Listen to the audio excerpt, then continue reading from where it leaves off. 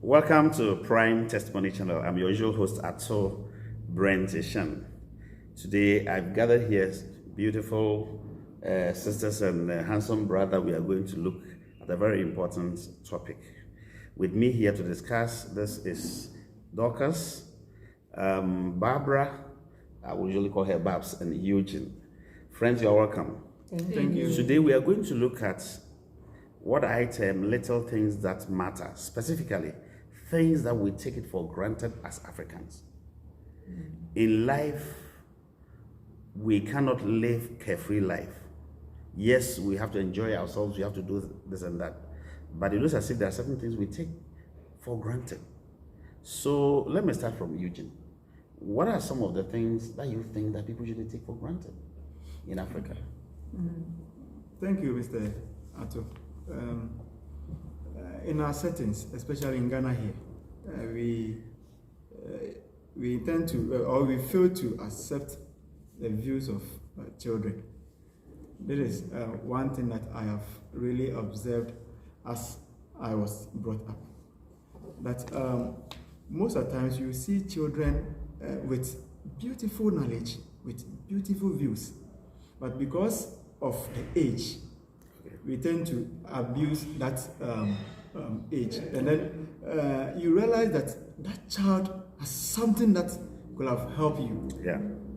Could have helped your agenda or whatever thing that you have to you have to go by. Okay. So one thing I would say is that we don't accept views of children. Okay. And it's one thing that is eating us up. All right. We should do that, and it will help us as Ghanaians and as Africans. All right. Thank you very much. Dorcas? Okay. With my observation also, I've realized that Africans especially take for granted the word time. Time. We take it for granted. And as the saying goes, time is money.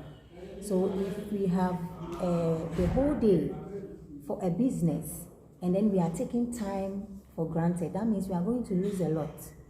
So taking time for granted makes us lose so many things. So in 24 hours, you need to do a work to gain some amount of money. But because we are taking it for granted, we say African time. If we are given 8 or 7, we'll get there an hour later, or or more. Okay. But when we look at people of the Western Forum, I don't say all of them practice that. Okay. But because most of them value time, they can even do 3 work in a day. Okay. Because they value the time. And you can see that at the end of the day, the amount that they have got times the month makes them rich. All right. And then later we envy them. Yeah. But we've forgotten that they invested in time to get them to that far. So I think Africans, we take time for granted too much, which is not Thank you very much, Dorcas. Yeah, let's listen to our sister Babs. Okay, so what I have to say has to do with learning styles. Okay. In most schools, you realize that in Ghana, you have about 150 children in a class. So teachers don't really pay a lot of attention when it comes to learning styles. We force and then we say people are daft and all that. And by doing that, we are killing some people's abilities, some people's talents and all that. So I think it's something we really need to look at. We don't care about learning styles of children. When you go to most of the government schools, even the private schools, even teachers are not trained to be able to ascertain whether the child is this or that. And it's very bad. Okay. All right. Thank you very much. You are listening to Prime Testimony Channel, and I think there are lots we are learning. For this first round of discussion, I think our brother Eugene raised an issue about children's view that is usually not taken for granted. Yeah. And then my sister also talked about, Dorcas talked about time management, and Babs also touched on learning style, which is very, very true. All right, I know you have other points, but I want you to speak to this issue, documentation. Yeah, who will want to speak to that first? Okay. All right, okay. It's just like we regard or see ourselves as we are not good at that. Most people will say, in Africa especially, me dem school can't go anymore. I trade the talent to Means that I did in school. I didn't. or something. Or people who even schooled don't even value documentation as something really important. But with me, I see that documentation is very important because the head is not, the head memory is not, you can lose some memories. Okay. Yes, because the head memory can lose certain things. Oh, yes. But when you document it down, and then you are losing some at a point, and then you refer, it helps you, it helps the memory to quickly capture what you have lost among the things that are sticked in your head. All right. So documentation is very important. Okay. If it's not important, and if documentation wasn't important, the olden people who kept their document wouldn't have even seen what they did. All right. For instance, the Bible I heard was written from what they documented in the past. Yeah. And then people took it in the present and then added it up to make the Bible. Yeah, initially they were written on scrolls. Yes. So if it hadn't been for documentation, we wouldn't have gotten what we are now seeing as the Bible and other history books that exist. Okay. All right. Yes, so documentation is very important. All right. So, Mr. Atu, I'll add some to what Sister Dorcas shared. Okay. Because, today you will learn something. You might think that you're okay.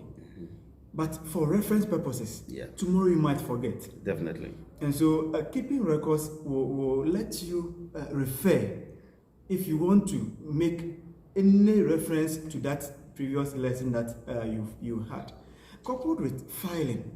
Today, most of us, our document that we used during our secondary schools, the tertiary, even some of us, our certificate, we can't find it. So documentation is very, very key. Yeah. So whatever document that we have, at least place it somewhere that you can easily retrieve it. Yeah, okay. It will help you, it will help your generations. All right. That's what I'll add to what Thank Sister you. Dorcas said. Okay. Thank you. So what I also have to add is about evidence. Okay. So I've gone to school, and then you tell me you can't find your certificate. How? Then what shows indeed That you you went to have school. yes. Okay. So it serves as a source of evidence. So we need to make documentation a priority in our lives. All right. But one thing is also like clicking in my head. With documentation, we are all saying it's important, but what about we can lose it? Some time ago, I heard that Internal Revenue also, they got their office bans, and then the old materials, everything got banned. Okay. I heard of National Medical Stores. Yes. It also got So That what got if banned, yeah. such things occur, and then we have all documentations, yet an incident have occurred, and then we have lost it? How do we go? Yeah, about that is why you must, save them in multiple ways. I usually even encourage that you have to scan all your documents. You can even email them to yourself. Okay. So that, when it gets missing, you can find them. Sometimes you may travel to a place for a job, interview or something. You might have forgotten some of the documents. Once you have them in your email, I believe you can, right now we are able to even save things in the clouds. For example, touching on documentation, some people, there are some communities, they have two different spelling. As some Fosu like this, the Fosu is sometimes spelled capital F-O-S-U, sometimes spelled capital F-O-S-O. Oh, okay. My own hometown, Jumako Besianse, sometimes the Besianse has two different spellings. And people think, there's nothing. Some people may have Kwesi spelled K-W-E-S-I in their passports, and on their other documents K-W-E-S-I. And usually people don't attach importance to it until they are denied visa, or maybe they face certain challenges before. So I also agree with all of you that the documentation is very, very necessary. If you just join us, you are listening to Prime Testimony Channel. The issue being discussed is the fact that Africans take certain things for granted. And these are some of the things that, what are some of the issues that you have up your sleeve that you want to discuss so far as this? One thing I have also observed in Africa and then in our settings is that we also take it for granted our breakfast. Mm. We take for granted our breakfast. Yeah. We think it's not necessary. Oh, at 11 o'clock I'll go and eat.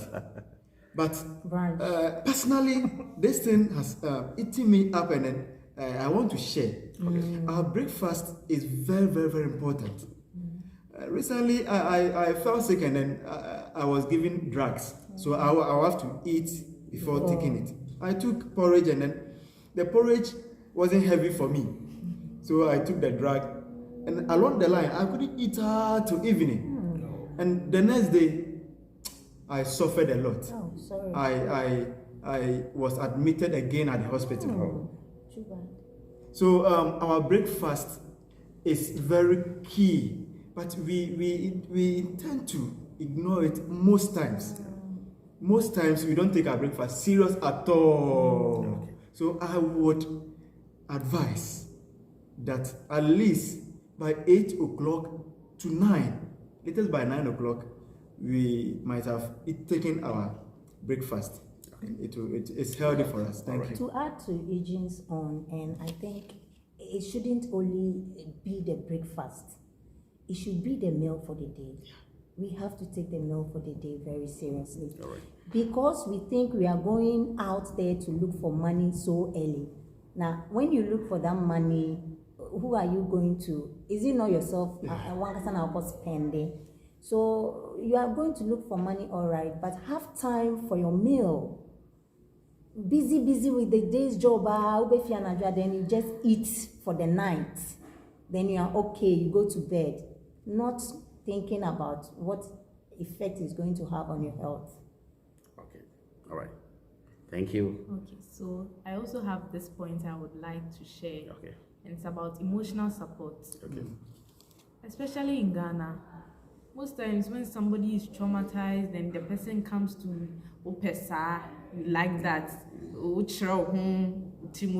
but most of the times it's emotional support that the person needs. And we are supposed to try and then help such people. We hear that people died because of trauma or because of, and we say a whole lot of things, but we don't know what actually went down to the person before that happened. So emotional support is one thing that we don't really pay attention when it comes to our country, Ghana. Okay. Sometimes, unless NGOs come in, when it comes to the governmental sector, we don't get an organization that really is really there to support us. Yes. So All right. Thank you. All right. Thank you very much. You are listening to Prime Testimony Channel. Usually people say that a man can marry at any age. Is it true?